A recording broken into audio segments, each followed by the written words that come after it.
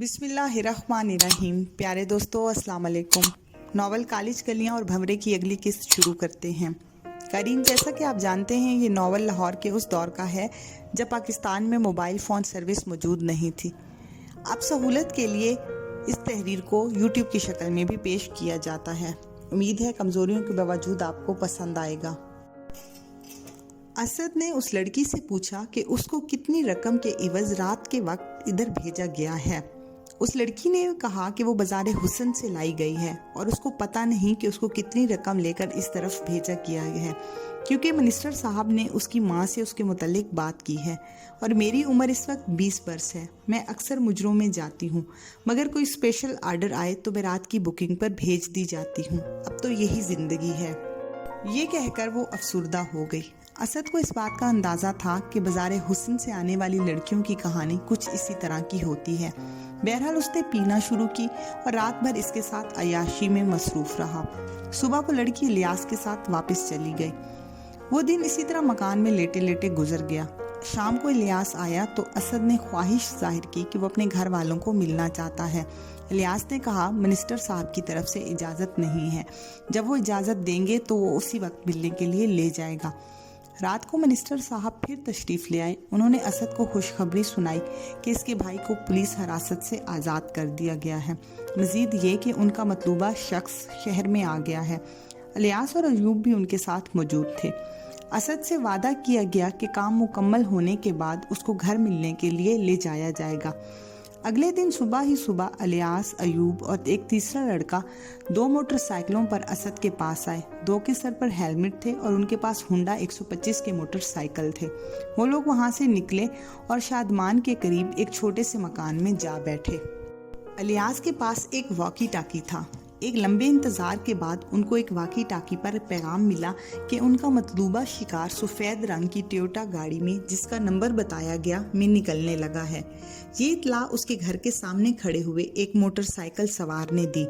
Programme के मुताबिक इलियास के पीछे असद और दूसरे लड़के के पीछे अयूब बैठ गया। मोटरसाइकिल चलाने वालों के सर पर हेलमेट, जबकि पीछे बैठने वालों के सर पर कुछ नहीं था। जाए वारदात के करीब उन्होंने गले में लटके हुए रुमाल चेहरे पर करने थे। तमाम लड़कों के पास अच्छे 30 बोर पिस्टल थे, जबकि पिछले लड़कों के पास छोटी स्टेन गनें भी थीं। उन्होंने फायर स्टेन गनों से करना था, जबकि पिस्टल उनके पास एहतियातन थे। इत्तला मिलते ही वो तेज़ी से निकले और करीब एक चौक पर जाकर खड़े हो गए। चंद ही लम्हों के बाद सफ़ेद रंग की गाड़ी एक तरफ से आती हुई नजर आई। उनका अंदाज़ा ठीक निकला। वो गाड़ी करीब से गुजरी तो उन्होंने पहचान लिया कि ये वही गाड़ी है। वो इस गाड़ी के पीछे हो लिए। गाड़ी तकरीबन 300 मीटर आगे गई होगी कि वो एक तरफ हो गए। प्रोग्राम के मुताबिक उन दोनों ने एक ही तरफ से फायरिंग करना थी, क्योंकि 2 मुख्तलिफ इतराफ से फायरिंग के नतीजा में वो खुद भी फायरिंग की जद में आ सकते थे। मोटरसाइकिल सवारों ने अपनी तमाम तर तवज्जो ड्राइविंग पर देनी थी। वो पूरी तरह तैयार होकर गाड़ी के एक तरफ पहुंच गए। असद और अयूब ने फायरिंग शुरू कर दी। एक ही लम्हे में खुद कार असलहे से कई गोलियां ड्राइवर और इसके पीछे बैठे हुए शख्स की तरफ से निकली। उनमें से कुछ तो इनको लगी और कुछ गाड़ी में।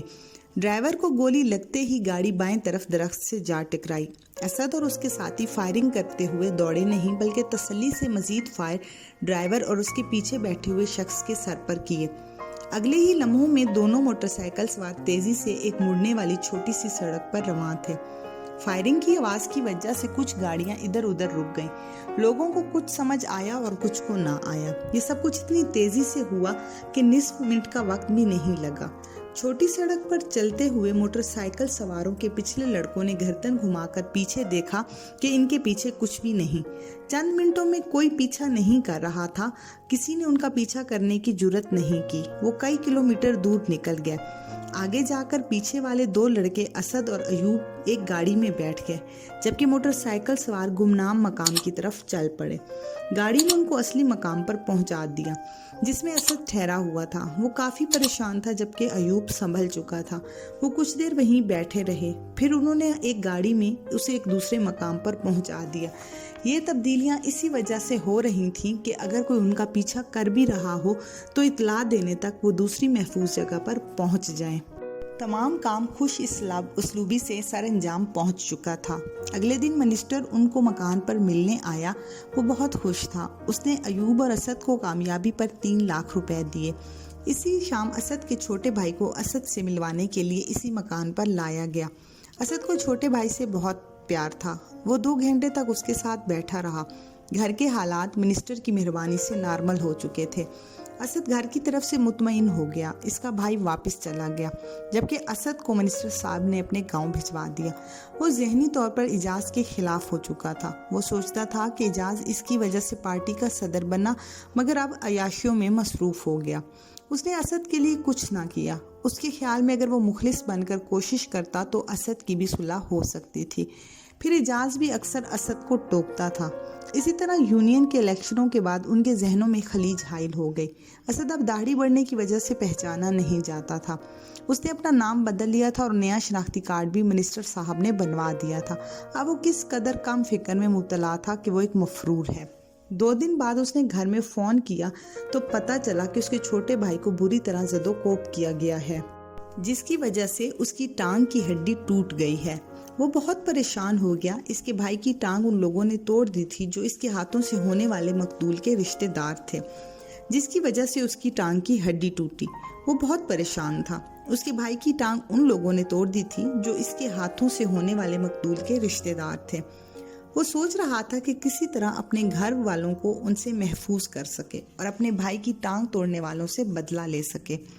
असद ने मिनिस्टर साहब से बात की तो उस तरफ से सब्र करने का कहा गया कि मुनासिब वक्त देखकर दूसरी पार्टी वालों से बदला लिया जाएगा। असद ने 80,000 रुपये मिनिस्टर के नौकर के घर भिजवाए। अपने घर वालों से फ़ोन पर बात की और वालदा का रोना सुनकर उसको भी रोना आ गया। वो बहुत ज़्यादा जज्बाती हो गया। जो वक्त गुजरता जा रहा था उसके जहन में बदले का लावा पकता जा रहा था। उसने अपने दोस्त असलम से रब्ता किया, जो एक बातमाद दोस्त था। असद के ज़िम्मे लगाया कि जिसने उसके भाई की टांग तोड़ी है उसका पता चले। 2 दिन बाद वो सारी रिपोर्ट ले आया। असद ने मिनिस्टर से बात की। मिनिस्टर साहब ने फिर मना किया, मगर असद बाजिद था कि वो जल्द से जल्द अपने भाई का बदला लेना चाहता है। आखिर मिनिस्टर साहब ने उसको कहा कि उसका भाई की बदला ले लिया जाएगा। मिनिस्टर साहब अपने 3 बंदे उस लड़के के पीछे भेज दिए। यूं रास्ते पर जाते हुए उनकी किसी बात पर लड़ाई हुई तो उन्होंने इस लड़के को खूब मारा और उसका बाजू तोड़ दिया। उन्होंने ऐसा बहाना बनाया कि किसी को पता ना चले ये लड़ाई रात चलते हुई है या किसी ने तरीके से बदला लिया है।